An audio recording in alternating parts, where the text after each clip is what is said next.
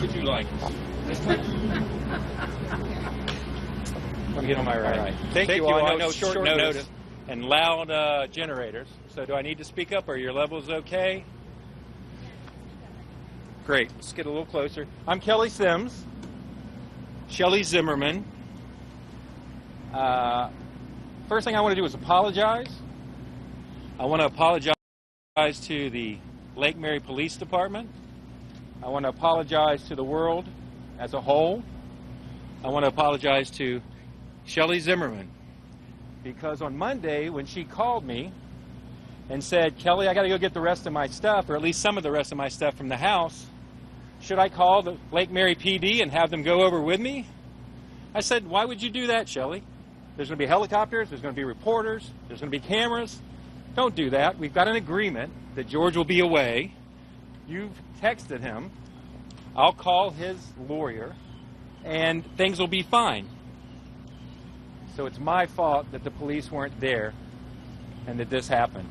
So I really am sorry. You had a good idea. I didn't. That being said, the only reason we're here now is because things, whenever it begins with a Z, seem to start getting out of hand. Here's what's going on. As you know, Shellie's divorcing George. She filed the paperwork.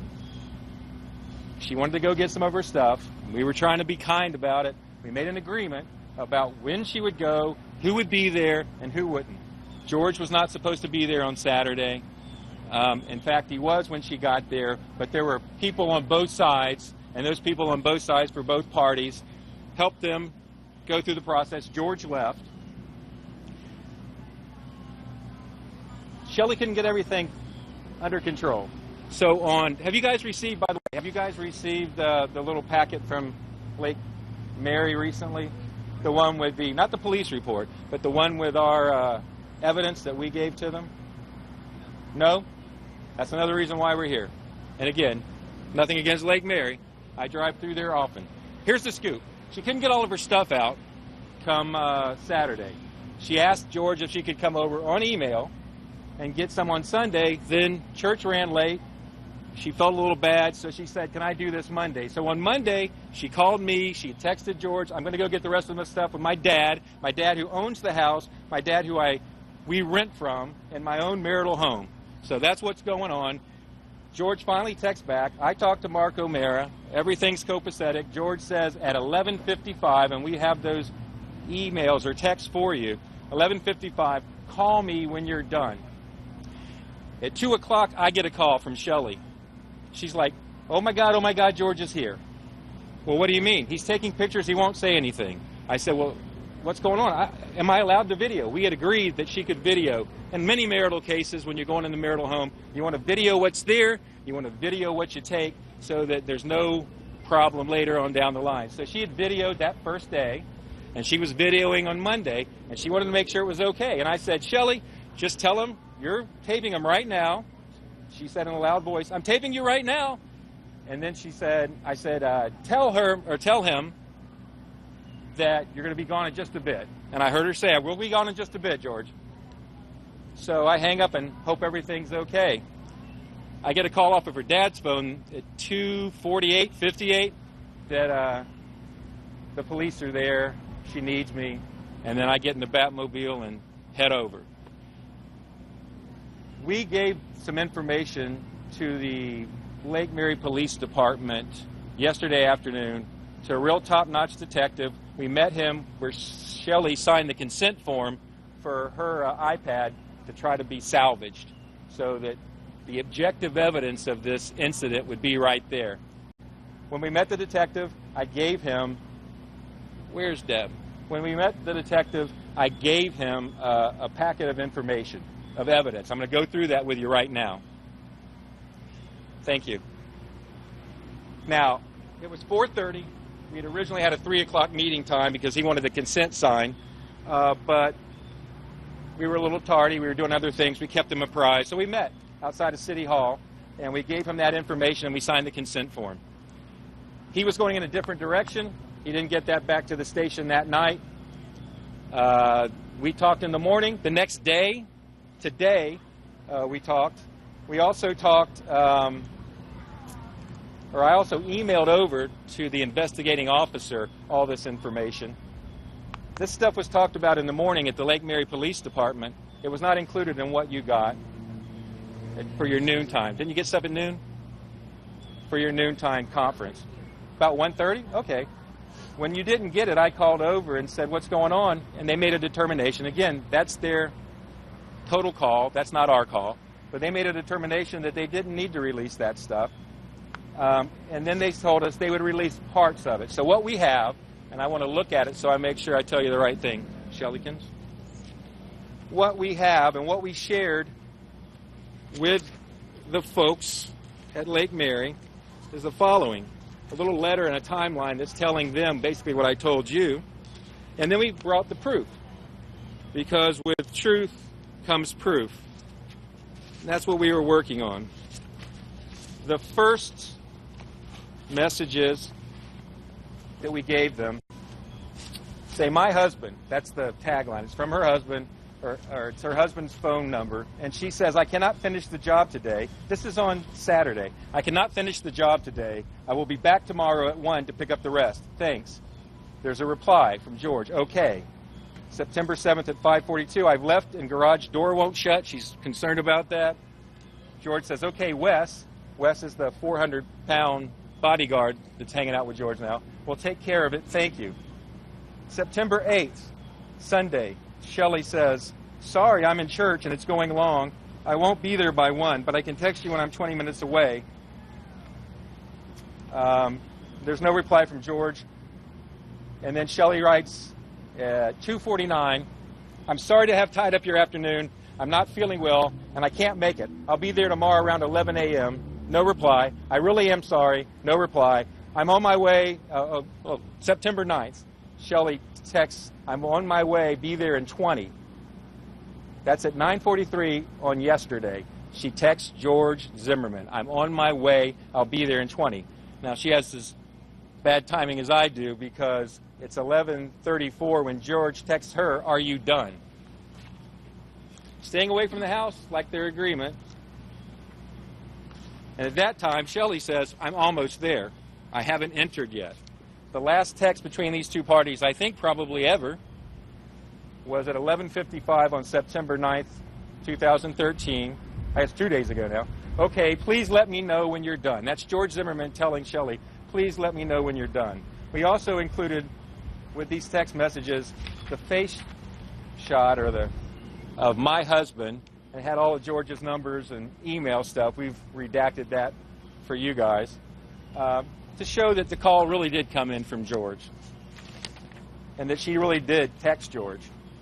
The importance of that is this, because I didn't read what George has said so far or what anybody else has said, but the importance is this. The importance is he knew he wasn't supposed to be there. He knew it was okay for her to be there, and he showed up. He didn't show up by himself. He didn't show up and watch. He showed up with a 400-pound man and a girl. And when he showed up, thank God you've seen the exterior videos, because the exterior videos, when the police asked Shellie, hey, what's that here in your house? Is this a video system? And she said, yeah. He said, is that working? And she said, no, the interior's not. George has disabled that since he's been in the home.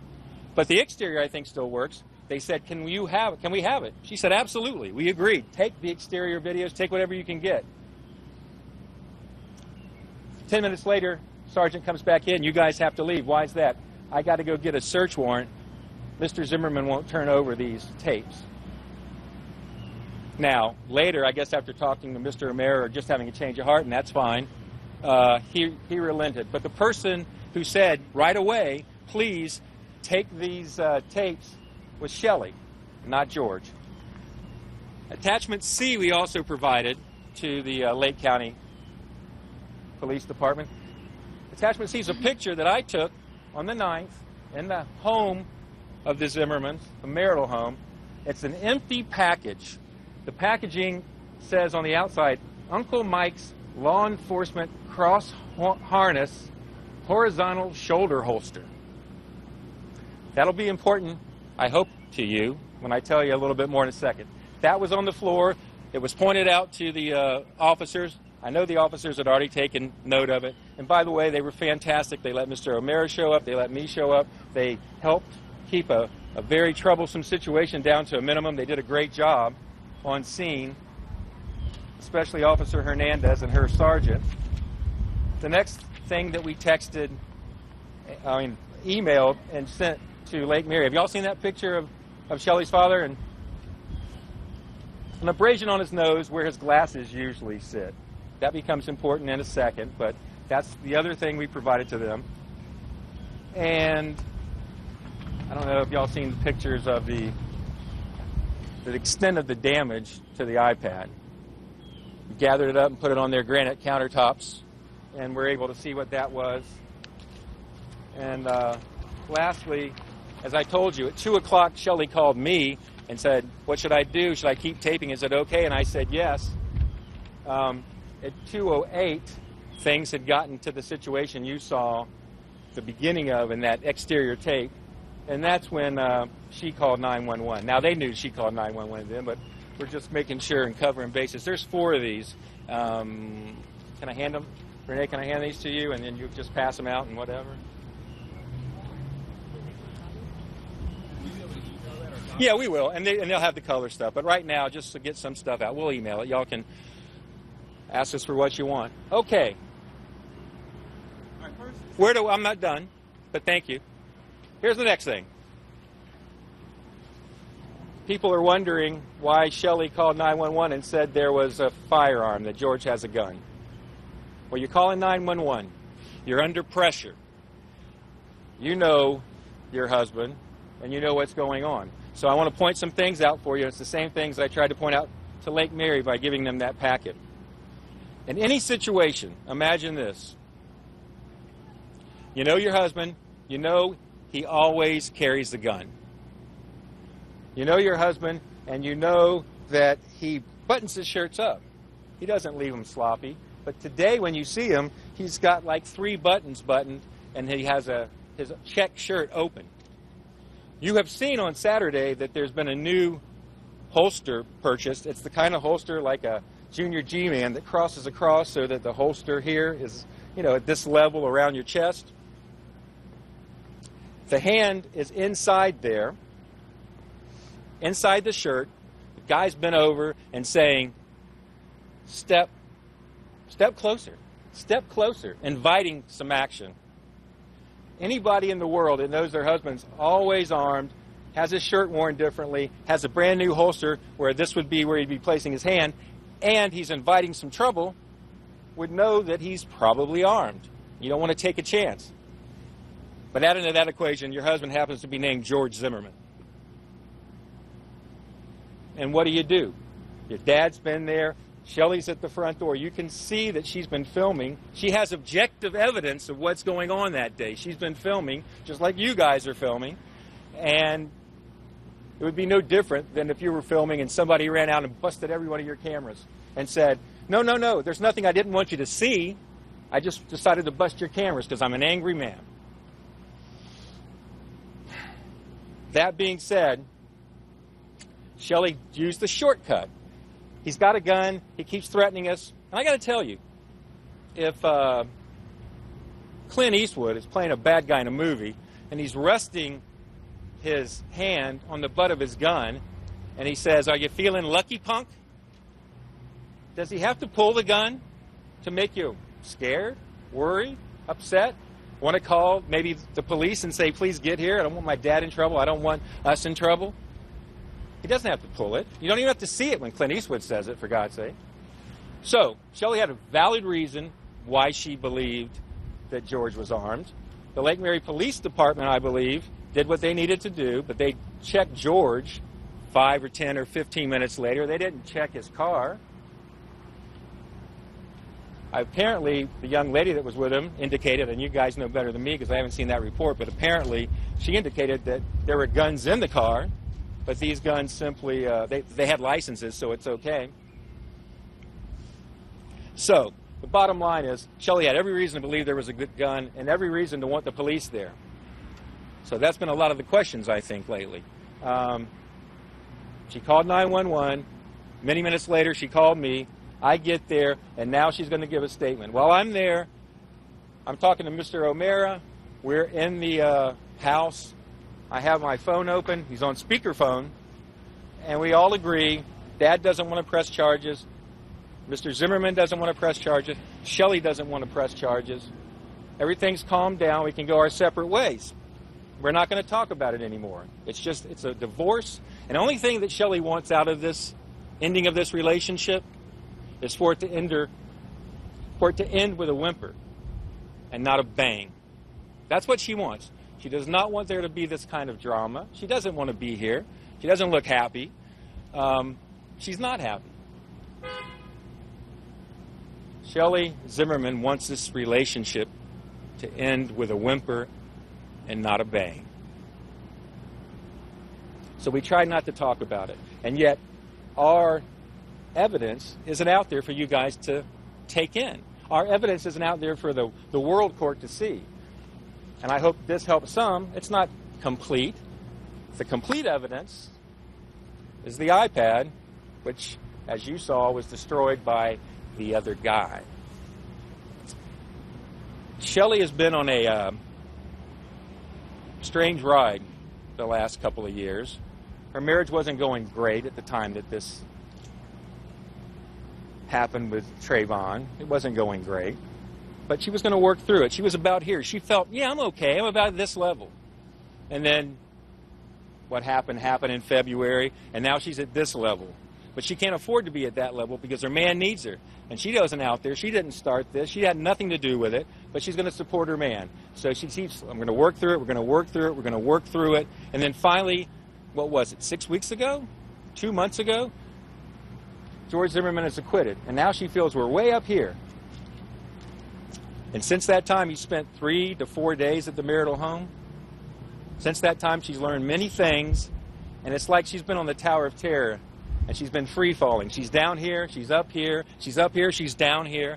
She doesn't know what's happening from day to day based on what's going on in her world and other people controlling it. So she's had a big couple of weeks. They've made her strong, stronger than she was, I think. She's going to get through this. She did nothing wrong. I did the wrong thing. I didn't say, let the cops come with you. And again, I am very sorry, Shellie. I am. Now, why would Shellie Zimmerman call the police? Why did all this happen? And she tells the police, I'm not threatened. I don't want to press charges. Shellie just didn't want to be in the middle of this. She didn't want to be a victim. She didn't want her dad to be a victim. She didn't want to see her dad arrested. She didn't even want to see the man she'd lived 6.5 or married 6.5, 7 years to be arrested. Things had calmed down. These folks need to be on opposite sides of the country, the world if it's possible. And that's what she wanted. And so her not going forward was after she and I talked. Before she ever talked to the police, she and I talked. What is it that you want? Her dad has no interest in it. My understanding is Mr. Zimmerman has no interest in going forward. And she doesn't, even now. Even through all this hassle and all the things that are being said about her throughout the world, we just want to get through this divorce. It really shouldn't take that long. They don't have anything. And about that divorce, it's just offensive to think that anybody thinks Shellie's some gold digger. One, they don't have anything. Two, she didn't ask for alimony. You guys read this stuff, I assume. She didn't ask for alimony. Now, you don't get permanent alimony in a 6.5-year marriage, but you can get some rehabilitative alimony. You can get a lot of different kinds of alimony. Find your local family lawyer. Get a new expert, put them on the news or the TV, in the paper. They'll love it. But they'll tell you she would have been able to get other things. She's not asking for it. She wants to make her own way in the world. She wants other women that feel similarly situated to make their own way in the world. And as my friend Susan told me when I turned 40, when she gave me a nice card, it says, since you can't be a shining example, you can be a terrible, terrible warning. And so Shellie might be that terrible warning, that warning that says your life can take the wrong turn if you back the wrong horse. And so we're here today simply to set the record straight a bit, let you know she's the one who gave the information. She's the one who's been open all along. Everything she says can be verified. And we hope to God that you're going to get to see those iPad images. We offered to find a place, a governmental place today to Lake Mary. So if they haven't already found a place, we're going to do our best to see that that happens. So I'm going to hush, let you guys ask some questions. I cut you off, my young friend, so I'm going to let you start. Well, you talked about, you know your husband, you know his behavior. Would you say the alleged incident and his alleged behavior on that night is indicative of who he is prior to this situation? Come on. Well, here's the thing. Shellie has pending divorce. She's on probation. And now, and please get this right, it's for a misdemeanor, not a felony. It still is that nasty P word, perjury. But she had a withhold of adjudication. So she's not even a convicted perjurer. She had her reasons for entering her plea and for saying what she said and doing what she did. Today's not about that. But because she has this divorce going on, a potential criminal case, although I hear that they're not going to proceed with anything unless they find some more in that iPad, and because she's on probation, and they could still violate her, although they indicate they're not, but they could still violate her. I can't let her ask questions today. But I can tell you this. There's a Latin phrase that my son-in-law, the professor, always tells me, and it's res ipsa loquitur. The thing speaks for itself. We use it in law a little bit. And so you can answer your own question by saying, how did Shellie react? Why did she react that way? What does she or doesn't she know about her husband? The thing speaks for itself. So the behavior is something she was familiar with. I'm going to have to get right back to Latin on you on that. Res ipsa loquitur. Sir, while she can't answer questions, would she be able to make just a simple statement? No, there's no such thing as a simple statement in a Zimmerman conference. It just doesn't happen. Do you believe that George Zimmerman had a gun when he was in the garage and in the house, and by the time the police arrived, that gun was in the truck? Do I believe it? Is Shellie Zimmerman believe it? Oh. Yeah, I think we believe it. I believe it. I've had people charged with aggravated assault, charged with robbery. Let me ask you this. You're in line at the bank. You're a bank teller. Guy comes up. He's got a loose shirt. As he's coming in, he throws an empty, just say, he throws in an empty holster container. And he walks up, and he leans into you, and he puts his hand inside his shirt like he's resting it on something and says, "Give me the money." Do you give him the money? Or do you say, he probably doesn't have a gun. No problem.